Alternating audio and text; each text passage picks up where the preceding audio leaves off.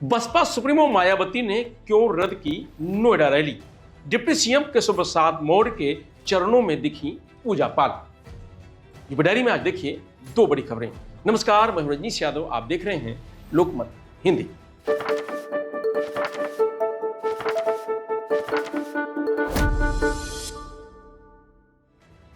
Bahujan Samaj party की supremo Mayawati ने 6 दिसंबर को नोएडा के राष्ट्रीय दलित प्रेरणा स्थल पर होने वाली अपनी जनसभा रद्द कर दी है। अब वह प्रमुख समाज सुधारकों की जयंती और पुण्यतिथि पर उनके बड़े स्मारकों पर नहीं जाएंगी, क्योंकि उनकी सुरक्षा व्यवस्था से आम लोगों को असुविधा होती है। बुधवार को पार्टी पदाधिकारियों के बीच उन्होंने यह ऐलान किया है। गौतम बुद्ध नगर जिले सहित प्रदेश स्तर के प्रमुख पदाधिकारियों के साथ बैठक के बाद मायावती ने अपने इस निर्णय के बारे में सोशल मीडिया साइट एक्स पर विस्तृत पोस्ट भी शेयर किया है। इसमें उन्होंने लिखा कि उत्तर प्रदेश में मेरे नेतृत्व में 4 बार बनी बहुजन समाज पार्टी की सरकार के दौरान बहुजन समाज में समय समय पर जन्मे उन महान संतों, गुरुओं व महापुरुषों में भी खासकर महात्मा ज्योतिबा फुले, राष्ट्रीय छात्रवृत्ति साहू जी महाराज, श्री नारायण गुरु, परम पूज्य बाबा साहब भीमराव अंबेडकर एवं मान्यवर श्री काशीराम आदि को विभिन्न रूपों में भरपूर आदर सम्मान दिया गया है, जिनके जातिवादी पार्टियों की रही सरकारों में यहां हमेशा अपेक्षा की गई व उनका तिरस्कार भी किया जाता रहा है।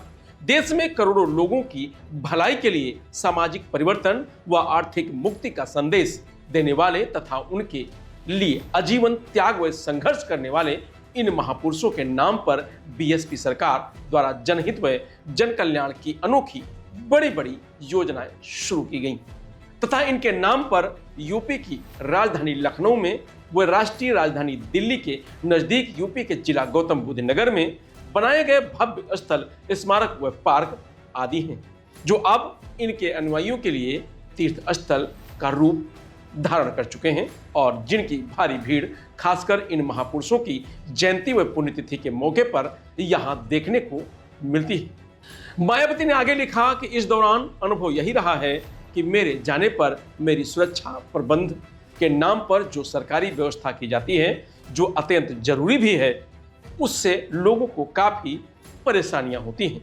दिक्कतों का सामना करना पड़ता है तथा वहां मेरे ठहरने तक उन्हें मुख्य स्थल से काफी दूर ही रोक दिया जाता है, जिसकी वजह से अब मैंने उन स्थलों पर स्वयं न जाकर अपने निवास स्थान पर या पार्टी कार्यालय में ही इन सभी महापुरुषों की जयंती व पुण्यतिथि आदि पर अपने श्रद्धा सुमन अर्पित करने का यह फैसला लिया है। इस क्रम में परम पूज्य बाबा साहब डॉक्टर भीमराव अंबेडकर की पुण्यतिथि पर पश्चिमी यूपी को छोड़कर उत्तर प्रदेश में पार्टी के लोग व उनके अनुयायी मेरे निर्देशानुसार आगामी 6 दिसंबर को लखनऊ के विशाल एवं भव्य डॉक्टर भीमराव अंबेडकर सामाजिक परिवर्तन स्थल में तथा पश्चिमी यूपी, दिल्ली व उत्तराखंड स्टेट के लोग नोएडा में स्थित राष्ट्रीय दलित प्रेरणा स्थल में अपने परिवार सहित भारी संख्या में पहुंचकर अपने श्रद्धा सुमन अर्पित करेंगे तथा उन्हें जीवन संघर्ष से प्रेरणा लेकर उनके कारवां को आगे बढ़ाने का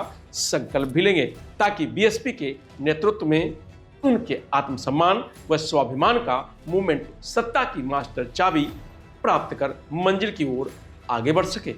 तो वहीं यूपी के डिप्टी सीएम केशव प्रसाद मौर्य गुरुवार को प्रयागराज पहुंचे। बिहार चुनाव के बाद केशव का यह पहला दौरा था।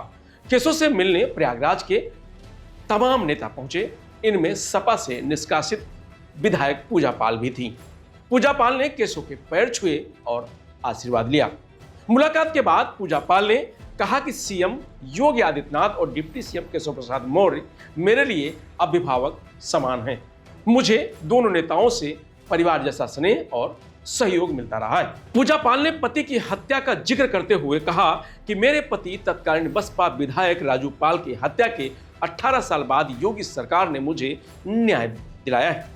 यही वजह रही है कि मैंने राज्यसभा चुनाव में सपा लाइन से हटकर क्रॉस वोटिंग की थी। यह मेरा भाजपा सरकार के प्रति आभार था। पूजा पाल ने स्पष्ट किया कि सपा में रहते हुए भी वह भाजपा नेताओं के संपर्क में थी और कई कार्यक्रमों में शामिल होती रही थी। बिहार विधानसभा चुनाव में भी उन्होंने बीजेपी उम्मीदवारों के पक्ष में प्रचार किया था। हालांकि उन्होंने इस मुलाकात को शिष्टाचार भेंट बताया है। राजनीतिक हलकों में चर्चा है कि पूजा पाल अपनी पुरानी सीट प्रयागराज शहर पश्चिमी से 2027 में विधानसभा चुनाव लड़ सकती हैं। इस सवाल के जवाब में पूजा पाल ने कहा कि सीट का चयन पार्टी के वरिष्ठ नेताओं की सलाह पर निर्भर करेगा। वर्तमान में चायल से विधायक हूं। मैं भाजपा में क्यों आई हूं यह सब जानते हैं। आगे का निर्णय उच्च नेतृत्व करेगा और मैं वहीं स्वीकार करूंगी। पूजा पाल प्रयागराज के कटघर मोहल्ले में रहती हैं। 16 फरवरी 2005 को पूजा की शादी धूमनगंज के उमरपुर नीवा में रहने वाले राजू पाल के साथ हुई थी। राजू पाल उस समय इलाहाबाद के शहर पश्चिमी सीट से बसपा के विधायक थे। पूजा की शादी के महज 3 दिन बाद ही राजू पाल की गोलियों से भूनकर हत्या कर दी गई थी। इसमें माफिया अतीक अहमद और उसके भाई अशरफ का नाम सामने आया था। पति की हत्या के बाद पूजा पाल डरी नहीं, वह हत्यारों को सजा दिलाने के लिए लड़ाई लड़ती रही। पूजा 2007 में प्रयागराज पश्चिम से बसपा के टिकट पर चुनाव लड़ी और जीत दर्ज की। इसके बाद 2012 में इसी सीट से माफिया अतीक अहमद को चुनाव हराया। 2017 में बसपा के टिकट पर तीसरी बार चुनाव लड़ी और हार गई। इसके बाद 2022 में सपा के टिकट पर कौशाम्बी की चायल सीट से चुनाव लड़ी और विधायक बनी। फिलहाल यूपी डायरी में आज इतना ही। कल फिर मिलेंगे नई खबरों के साथ। तब तक आप बने रहिए लोकमत हिंदी के साथ।